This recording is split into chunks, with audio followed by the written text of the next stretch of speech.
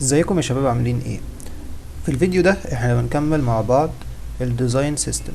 في الفيديو اللي فات احنا شفنا مع بعض ازاي بنعمل الكولرز، وعرفنا يعني ايه توكنز، وعملنا مع بعض كل التوكنز اللي متقسمة او كل التوكنز اللي محتاجين نستخدمها، وقسمنا مع بعض الكولرز وقسمناهم بالجروبس بتاعتهم بالحالات بتاعتهم، لو سواء كانوا زراير، سواء كانوا سبورت، سواء كانوا ايكونز، سواء كان ليهم ستيت زي كان عنده هوفر ستيت او كان عنده اكتف ستيت. في الفيديو ده هنكمل مع بعض الديزاين سيستم وهنشوف الافكتس اللي هي الافكتس بتاعت فيجما، سواء كان شادو افكت سواء كان بلور افكت. انا هعرفه الافكت. انا هاخد واحدة من دول، هاجي في الافكتس هنا هحطها، مش محتاج دارك ثيم في الافكتس قوي.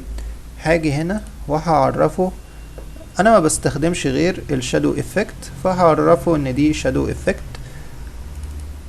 وهقول له ان دي شادو افكتس.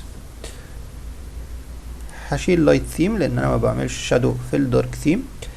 والشادو افكت انا بس بعرفه 3 حاجات، بعرفه اسم التوكن وبعرفه الفاليو وبديله اكزامبل. ما عنديش رول بتاعتها لان هي رول واحده، ان هو بيديله شادو.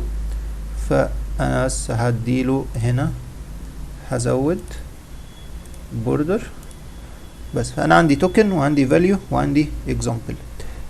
التوكن بتاعه انا هسميه دروب شادو.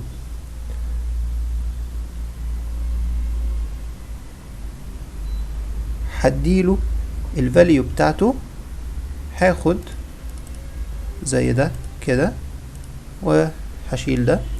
هقول له ان الفاليو بتاعتك او الفاليو اللي انا بستخدمها، الفاليو اللي هو اللون بتاعه هو بيبقى بلاك، الدرجة بتاعته بتكون ايه؟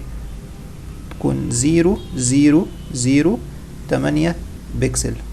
ده معناه ان هو ما بيديش اي لون في كل الاتجاهات، غير ال8 بكسل دي بيديها تحتيه بالظبط، ما بيديهاش مثلا هوريزونتال، ما بيرفعهاش بيبقى شادو فوق وتحت، لا، او شادو يمين او شادو شمال، لا، هو كده بيوحد كل الاتجاهات مع بعض، بيبقوا زي بعض.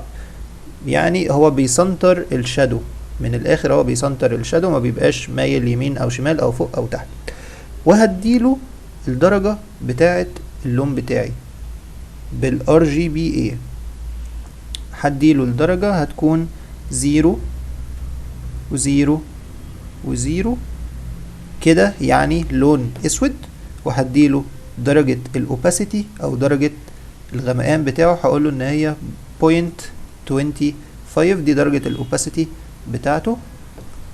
هاجي هنا وهديله example. هاجي في الافكتس، هو اوريدي اختار لي الدروب شادو.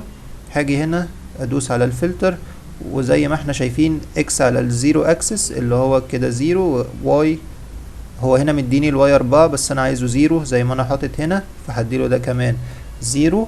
درجة البلور اللي هو ال8 بكسل اللي احنا كاتبينها، فبدل 4 هخليه 8، وهنا 25% زي ما هو هنا، وصفار اللي هو اللون الاسود اللي هما الصفار دي كلها.